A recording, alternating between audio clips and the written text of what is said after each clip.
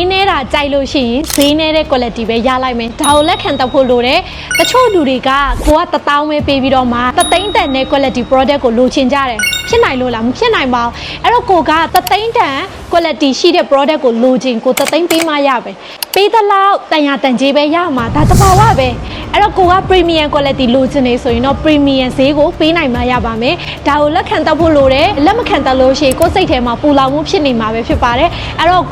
ကိုရောင်းတဲ့ပစ္စည်းကဈေးကြီးလို့လေဈေးကြီးတာနဲ့ထိုက်တန်တဲ့လောက်ကိုရောင်းနိုင်ရမယ်အဲ့လိုမျိုးပဲကိုပစ္စည်းကဈေးနဲ့လို့လေဝယ်နေစရာမလိုဒီ quality နဲ့ဒီတန်မိုးဆိုတာကိုက်ညီမှုရှိတယ်ဆိုရင်အရာအလုံးကရောင်းလို့ရတယ်လို့ဝယ်တဲ့ဒူဘက်ကလည်းဒါကိုနားလိုက်ထားဖို့လိုပါတယ်ဥမာကိုကအင်ကြီးအကောင်းစားရချင်တယ်ဒါပေမဲ့ကိုက1000လောက်ပဲသုံးချင်နေဆိုရင်တော့အဆင်မပြေနိုင်ပါဘူးအဲ့တော့ဒီသဘောတရားလေးနားလည်လို့ရှိရင်ကိုယ့်ရဲ့ဘဝမှာဈေးရရတာပဲဖြစ်ဈေးဝယ်ရတာပဲဖြစ်ပို့ပြီးတော့မှအဆင်ပြေလာလိုက်မယ်ကိုယ့်ရဲ့ဘဝပို့ပြီးတော့မှရွေးချယ်မှုတွေမှန်ကန်လာပါလိုက်မယ်ကျေးဇူးအများကြီးတင်ပါတယ်